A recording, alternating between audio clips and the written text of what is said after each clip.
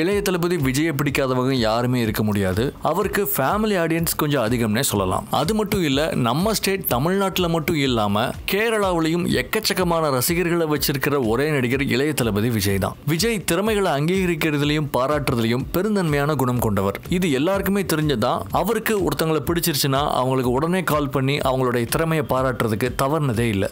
எந்த பாகுபாடும் பந்தாவும் காட்டாம அவங்கள நேர்லயே போய் பாராட்டவும் செஞ்சிருக்காரு. இப்போ சமீபத்தில் நேஷனல் அவார்டு வின் பண்ண மலையாள சைல்டு ஆர்டிஸ்டான ஆதிஷ் பிரவீன் அப்படிங்கிறவருடைய கனவையும் இப்ப நிறைவேற்றிருக்காரு விஜய். ஆதிஷ் பிரவீன் ஏதோ ஒரு வீடியோல என்னை எல்லாரும் பாராட்டுறாங்க, ஆனா எனக்கு விஜய் அங்கிளை வாழ்க்கையில ஒரு தடவையாவது மீட் பண்ணிடணும் அப்படிங்கறதா என்னுடைய ஆசை அப்படிங்கறத தெரியப்படுத்திருக்காரு. இது எப்படியோ அங்க இங்கே சுத்தி விஜயோட காதுக்கும் போயிருக்கு.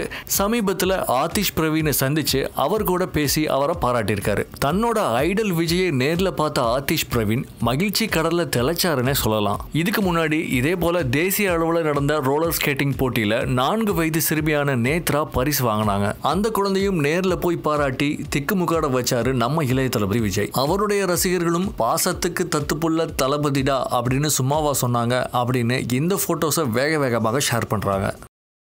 ஆக்ஷன் காமெடி பண்ணு நல்ல பயந்து போய் வசந்த் இப்ப என்ன சொல்லிட்டு இருக்க, செஞ்சுட்டு இருக்க, காமெடி நல்லா வரணும். ஐயோ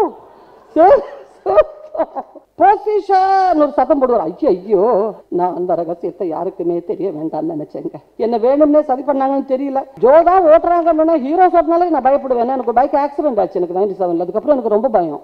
நிறைய முன்னாடியே ஓட்டியிருக்கேம்மா கேட்டேன். இல்ல இல்ல மேடம் இப்பதான் ஜஸ்ட் 2 months சூர்யா சொல்லி கொடுத்தாரு எனக்கு அப்படின்னு.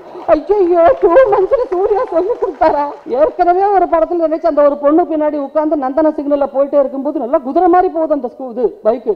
ஐயோ பஞ்சு நீ நல்லா ஓட்ட தெரியுமா? இல்லக்கா இன்னைக்கு காலையில வரும்போது அசோசியேட் டைரக்டர் இப்படி வச்சு இப்படி ரைஸ் பண்ணா ஓடும் நிறுத்த தெரியலன்ட்டா.